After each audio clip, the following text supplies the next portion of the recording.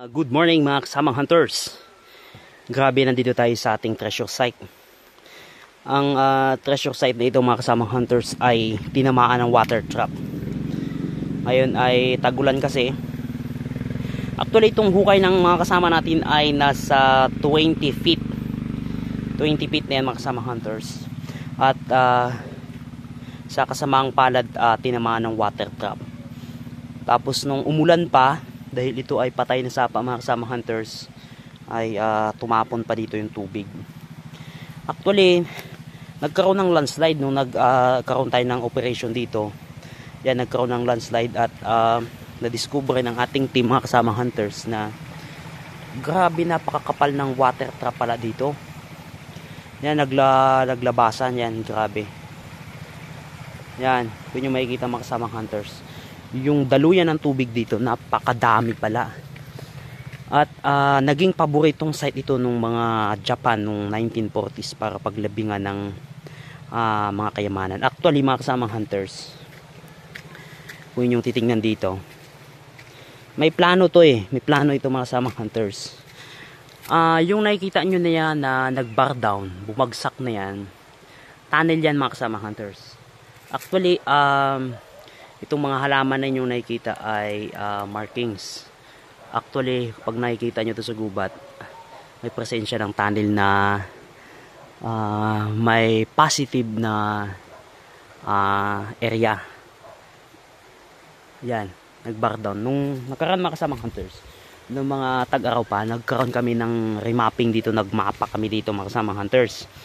Actually, yung tunnel bumabaybay doon, somewhere doon.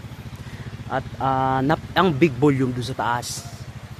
Ngayon mga kasamang hunters, nag-come up kami ng plano at nabuo ang idea na birahin ang mga small deposit. At ang problema, ang hindi natin inaasahan, water trap. Ayan, kung inyo makikita mga kasamang hunters, 20 feet.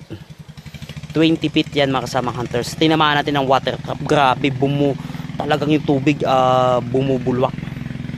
Tapos nung nitong mga dumang bagyo, ito pala ay water point din, daanan ng tubig. At ang nakita namin dito mga kasamang hunters, ang line dito ay bawat operation na bibirahe mo dito, may water point na pag umulan, mapupuno ng tubig. So nag-decide ang aming team na move out muna, mag-move, atras muna, tapos hindi kaya ng water pump. Grabe. Alam nyo kung bakit mga kasamang hunters? Ang supply dito, nung nakita namin dito, yan. Kung nyo makikita yung supply, yan ang supply. Ganyan kalakas yung lumalabas dun sa butas. Doon kami nakita ng idea dito na lahat dito ng area napakakapal ng tubig. Kaya naging paboritong site ng mga Japanese. Actually doon ang big volume. Ang binibira namin dito mga kasamang hunters is small deposit. Napakalalim yan. Yan.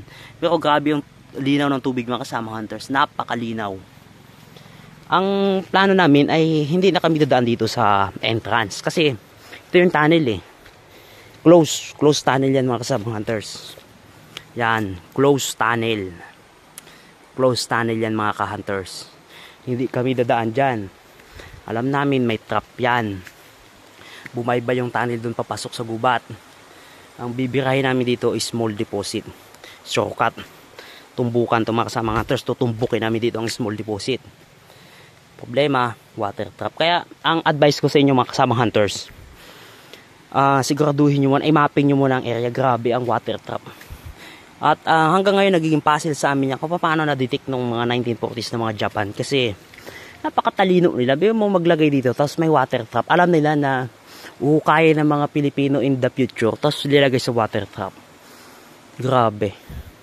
At hindi kaya ng aming submersible.